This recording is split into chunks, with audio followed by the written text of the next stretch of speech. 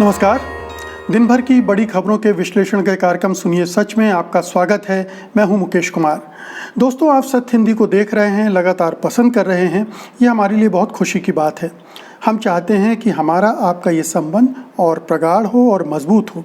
इसके लिए आपसे गुजारिश करते हैं कि कृपया इस वीडियो के साथ दिए गए डिस्क्रिप्शन में जाएं, उसमें नीचे एक लिंक है, उसको क्लिक करें।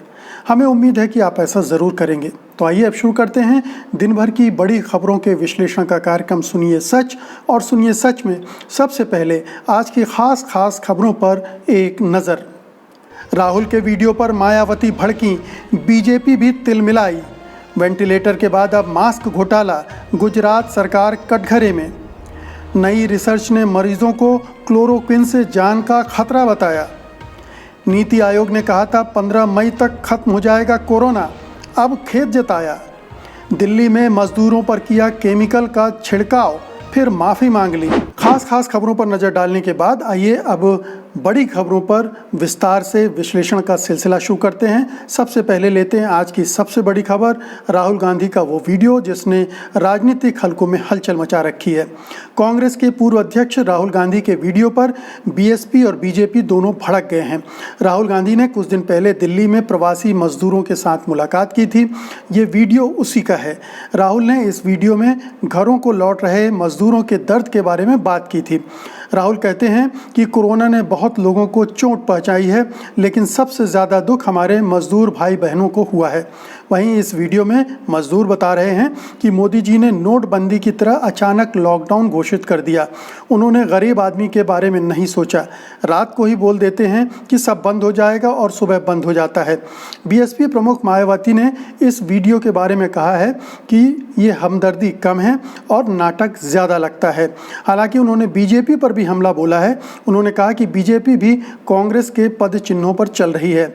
बीजेपी भी इस वीडियो से बहुत तलमिलाई हुई है। केंद्रीय अल्पसंख्यक मामलों के मंत्री मुख्तार अब्बास नकवी ने कहा है कि ये सॉल्यूशन नहीं, पॉल्यूशन है। गांधी का वीडियो अगर आप देखें तो बहुत ही प्रभावशाली लगता है, लेकिन उसके वजह से जितना ये राजनीतिक भूचाल मचा है और उनकी विरोधी पार्टियां जिस तरह से तिलमिलाई हुई हैं, उसकी वजह बहुत साफ है कि राजनीतिक रूप से इस वीडियो का जो संदेश है बहुत इफ़ेक्टिव होगा, बहुत प्रभावशाली होगा। और उस प्रभाव को काटने के लिए अब जो दल हैं वो उन पर पिल पड़े हैं। बहन मायावती पिछले कुछ दिनों से लगातार कांग्रेस पर हमले कर रही हैं, खास तौर पे जब से उत्तर प्रदेश में प्रियंका गांधी की सक्रियता बढ़ी है और बस मामलों में उन्होंने जो पहल की उसका जो उनको रिस्पांस मिला, उसकी वजह से मायावती हिली हुई हैं कि उनका जो गढ़ है उत्तर प्रदेश में कहीं वही उनके हाथ से जो पहले ही काफ़ी हद तक सरक गया है और ना सरक जाए। इसीलिए वो लगातार मौका ढूंढ रही हैं कांग्रेस पर हमले का, और राहुल के वीडियो पर भी उन्होंने चुनकर इसीलिए हमला किया है। लेकिन अपने को बचाने के लिए, क्योंकि पिछली बार उन पर आरोप लगा रहा था कि वो बीजेपी का खेल खेल रही हैं, तो उन्होंने एक बैलेंस करते हुए बीजेपी पर भी एक हल्ला बोला है।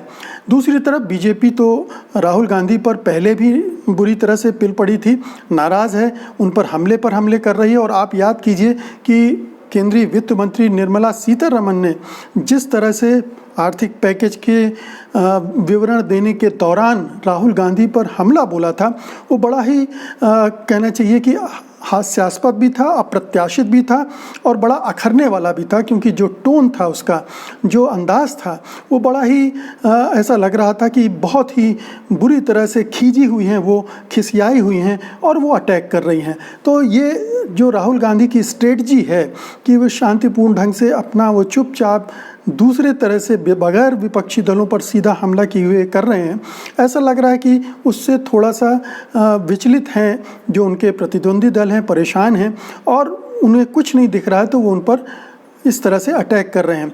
इस अटैक का कितना प्रभाव पड़ेगा ये तो आने वाला वक्त बताएगा, और राहुल गांधी के पास इसके आगे की कोई स्ट्रेटजी है कि नहीं, ये भी देखने की बात होगी। लेकिन जब इतने बड़े पैमाने पर मजदूर इधर से उधर जा रहे हों, परेशान हो रहे हों, मजबूर हों, भूखे प्यासे बच्चों के साथ उन्हें हज़ारों मील चलना पड़ रहा हो, तब कोई बड़ा नेता अगर उनके साथ इस तरह से बैठ के बात करता है, उनकी समस्याओं पर, उनकी पीड़ा को समझने की कोशिश करता है, तो जाहिर है भले ही इसमें ड्रामा हो, नाटक हो, लेकिन एक संदेश जाता है उन पूरे ऑडियंस की तरफ और जाहिर है उसका असर भी राजनीति में पड़ता है। तो ये राजनीतिक असर को काटने के लिए उनके विपक्षी दल सक्रिय हैं, लेकिन जाहिर है कि कांग्रेस अब धीरे धीरे आगे बढ़ रही है और ये कांग्रेस के लिए अच्छा संकेत है, विपक्ष के लिए भी अच्छा संकेत है। अगली खबर का रुख करते हैं, लेकिन उस खबर पर आने से पहले मैं आपसे एक बार फिर से गुजारिश करूंगा कि कृपया इस वीडियो के साथ दिए गए डिस्क्रिप्शन में जाइएगा और उसमें नीचे एक लिंक लगी है, उसको क्लिक कीजिएगा। हम चाहते हैं कि आप उसे क्लिक करें ताकि हमारा आपका संबंध और प्रगाढ़ हो। अगली खबर लेते हैं। फर्जी वेंटिलेटर को लेकर कांग्रेस ने गुजरात के मुख्यमंत्री विजय रूपाणी पर हमले और भी तेज कर दिए हैं। शनिवार को प्रेस कॉन्फ्रेंस पर कांग्रेस नेता पवन खेड़ा ने कहा कि जब दुनिया कोरोना संकट से जूझ रही है तो उस समय गुजरात से एक के बाद एक हैरत अंगेज कांड सामने आ रहे हैं।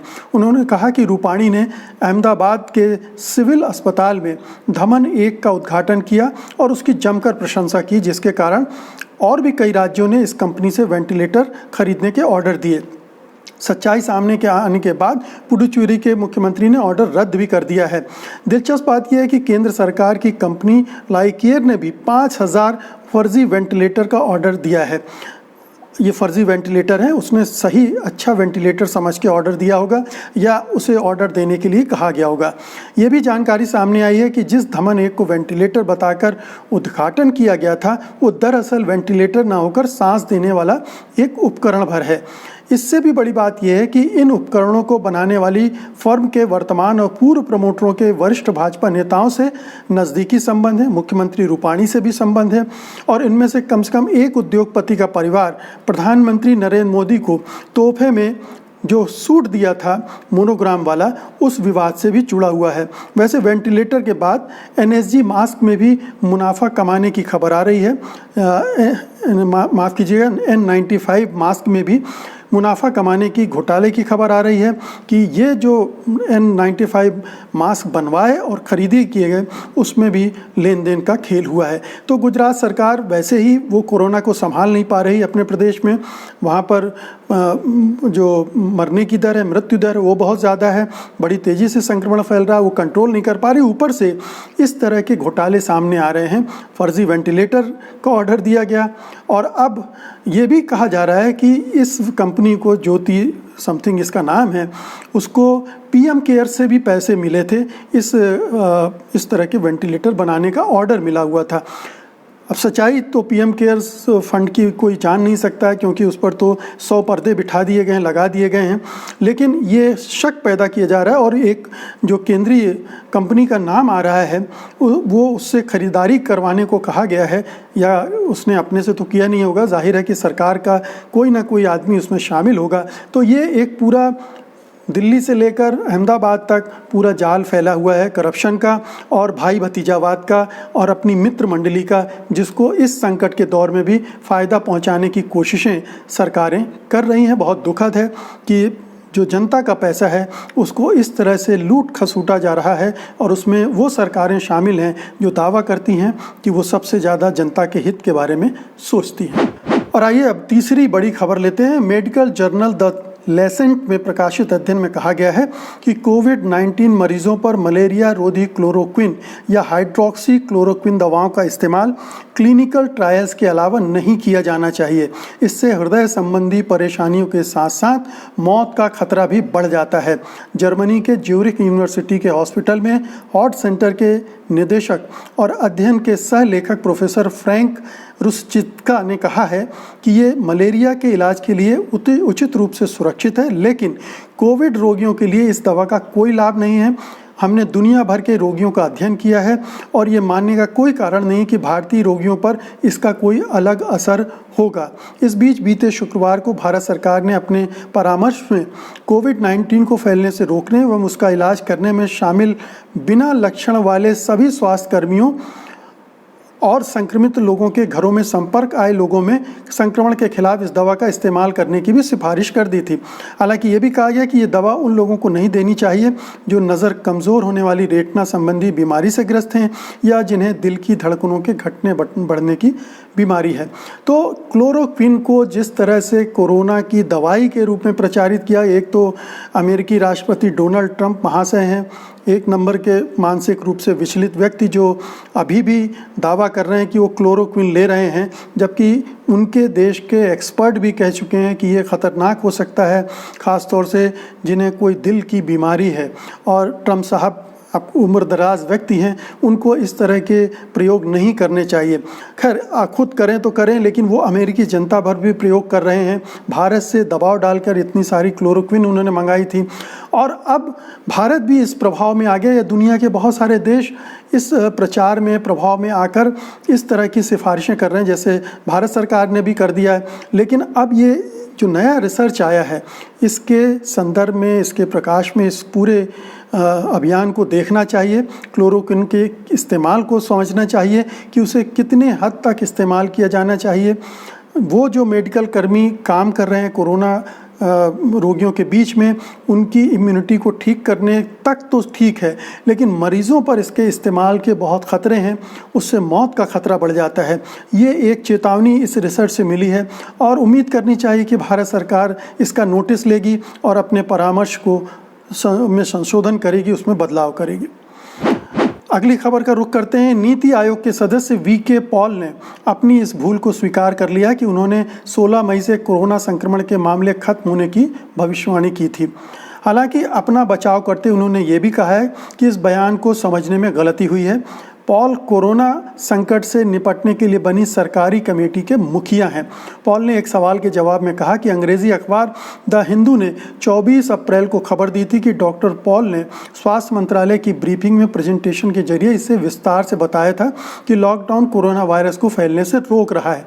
डॉक्टर पॉल ने पावर पॉइंट प्रेजेंटेशन के जरिए ये बताया था कि लॉकडाउन को बढ़ाने के फ़ायदे 15 अप्रैल के बाद सामने आएंगे और संक्रमण के मामले धीरे धीरे कम होंगे और आगे चल के ख़त्म हो जाएंगे। लेकिन उनके प्रेजेंटेशन में दिखाए गए ग्राफ को अगर आप देखें ध्यान से तो साफ पता चलता है कि इसमें 16 मई तक संक्रमण के मामलों को के 0 तक पहुंचने को दिखाया गया है, दर्शाया गया है। कांग्रेस अध्यक्ष पूर्व अध्यक्ष राहुल गांधी ने भी प्रेजेंटेशन में दिखाए गए ग्राफ को ट्वीट किया था और तंज किया था कि नीति आयोग ने अपनी प्रतिभा को एक बार फिर से साबित किया है। बता दें, भारत में अब चौथा लॉकडाउन चल रहा है और संक्रमण के मामले 1.25 लाख से ज़्यादा हो गए हैं और 3,720 लोगों की मौत हो चुकी है।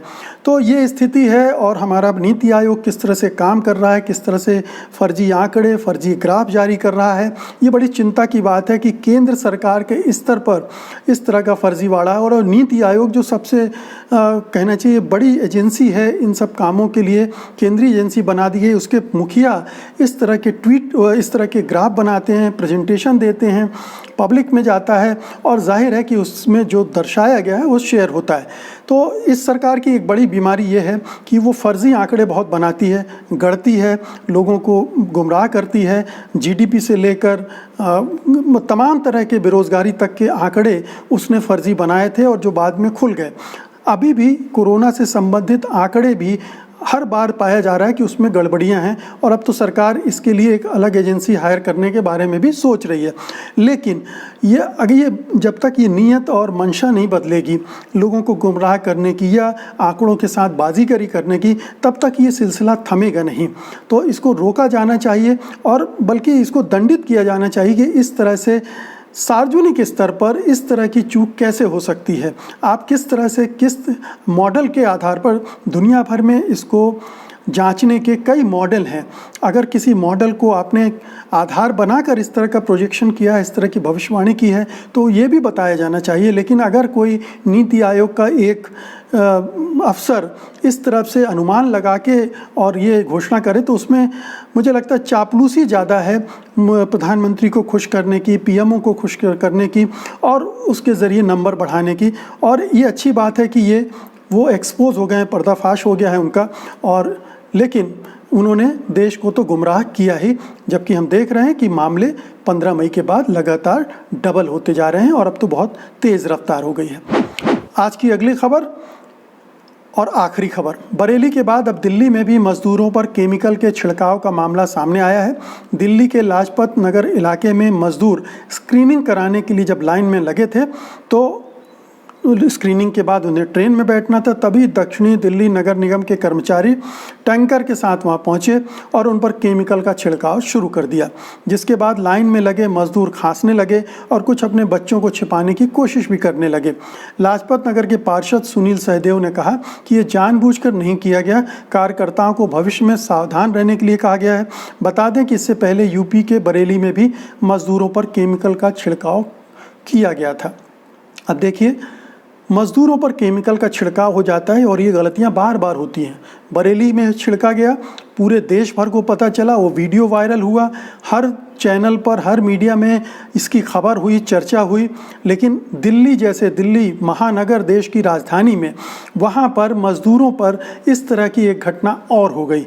ये क्या बताता है? ये एक अमानवीय चरित्र बताता है उन पार्षद महोदय का और उस इलाके के जो भी राजनीतिक या सरकारी प्रतिनिधि हैं उनका, कि वो मजदूरों को ये छिड़काव कभी हवाई जहाज़ से उतर के आने वाले लोगों पर नहीं होगा, जो वीआईपी हैं उन पर कभी नहीं होगा, लेकिन मजदूरों को आसानी से इस तरह की चीज़ों के लिए निशाना बना लिया जाता है, शिकार बना लिया जाता है। जानते हैं कि कोई कार्रवाई नहीं होगी, लेकिन ये कार्रवाई होनी चाहिए।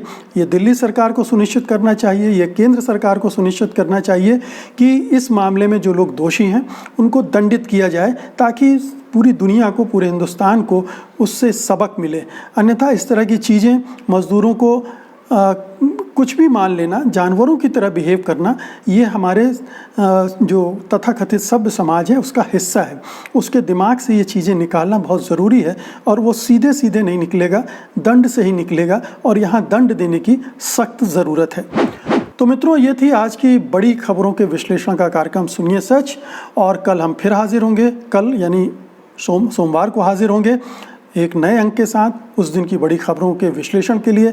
तब तक के लिए मुझे अनुमति दीजिए। नमस्कार। सत्य हिंदी के और वीडियोस को देखने के लिए हमारे YouTube चैनल को सब्सक्राइब करें और सीधे नोटिफिकेशन पाने के लिए बेल आइकन दबाएं।